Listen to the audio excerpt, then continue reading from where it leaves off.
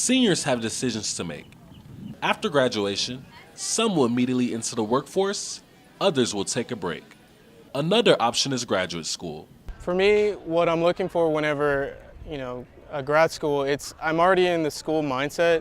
So for me to immediately jump on and go to grad school, I'm still keeping that same mentality.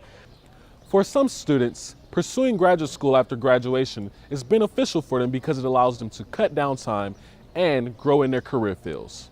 Instead of taking a year off, getting, working somewhere else and just having to come back into that routine. It was easier for me to, get a job on the side if I wanted to and just go ahead and be a student doing what I knew I was already doing versus doing it the opposite way, having a job and having to work back education and school into my life. Some students say a master's degree is a necessity, especially in today's competitive job market.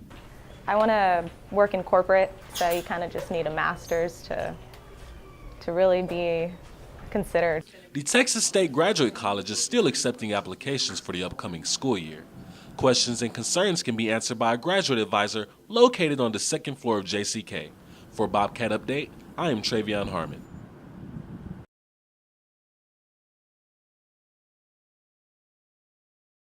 The celebration included music, games, and food. The Desegregation Picnic was an opportunity for fellowship and fun.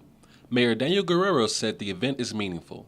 A celebration of our history and a recognition of the lessons learned from struggles of the past, challenges of the future, and being able to come together as a community to acknowledge them, to recognize them, and to be willing to learn. Students from different backgrounds, cultures, and religions sat side by side enjoying hot dogs, chips, and hamburgers sponsored by the Black Student Alliance at Texas State University. I want to see people be inspired, and I want to see people take the sacrifices that people made before them seriously and to have that fire, the same fire to achieve their goals today. The Dunbar Recreation Center is where the festivities took place. It was once a segregated school for only African American children before changing into a community park in 1973. Since the desegregation of our schools here in San Marcos, it has now been repurposed. The history is still here, the understanding is still here, but you're able to use what had been used in the past to separate us, now to bring us all together. The picnic takes place in February to honor Black History Month. Some students said they're glad the tradition will continue. I hope to see even more people at the next one. I mean, I've been coming to this for about 4 years now, since my freshman year, and every year it grows more and more. We see more different cultures coming and supporting, and I think that's a beautiful thing. And so next year I hope it's even bigger and better, and we get more people from, the majority of Texas State. The Desegregation Picnic is definitely turning out to be a success. For Bobcat Update, I am Travion Harmon.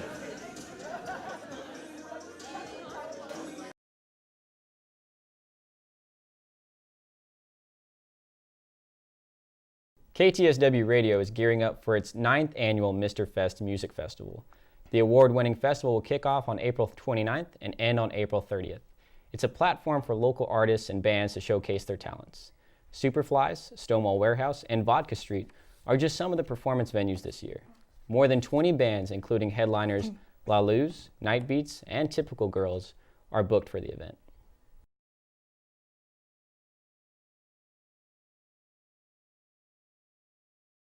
Sewell Park volleyball courts are getting some attention this week. Last fall, Central Texas flooding wiped out the courts, and since then they have been out of use. Dump trucks are too big to drive into the park, so contractors are trying to figure out the best way to add new sand onto the courts.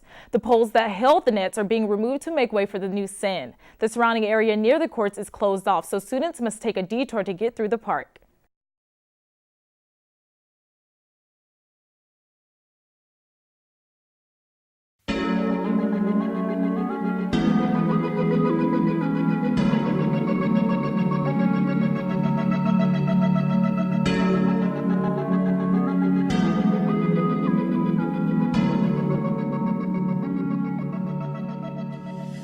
Jalen Ashawn Jenkins, student, musician, dreamer.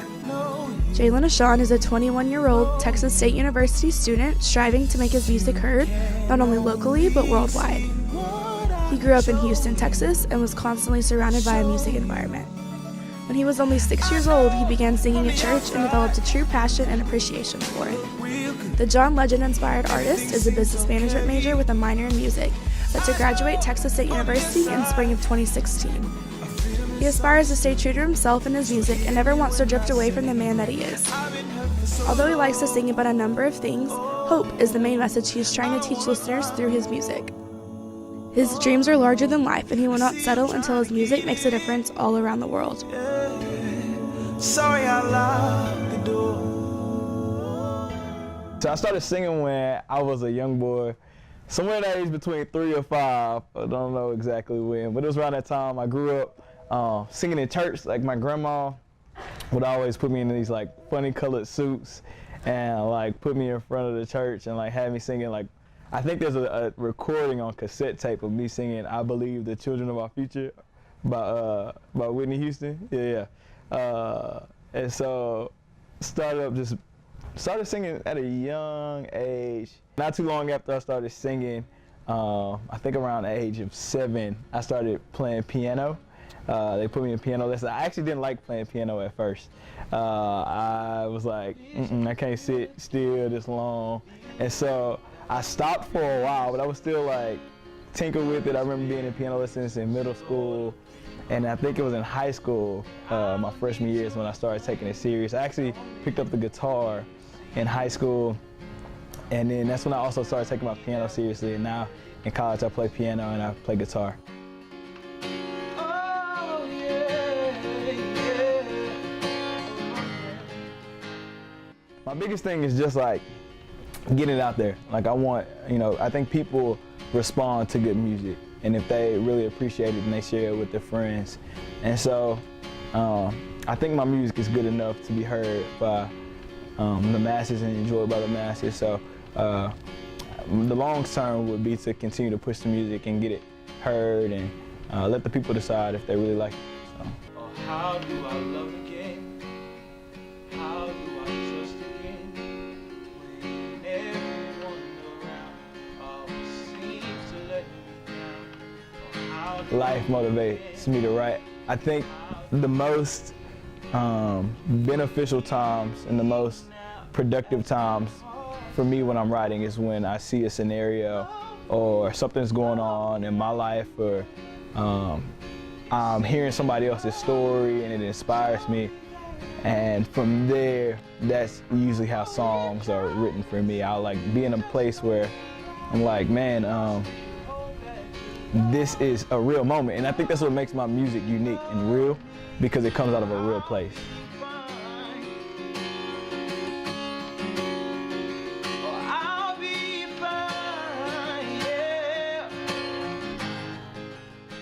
Overall, the message is hope.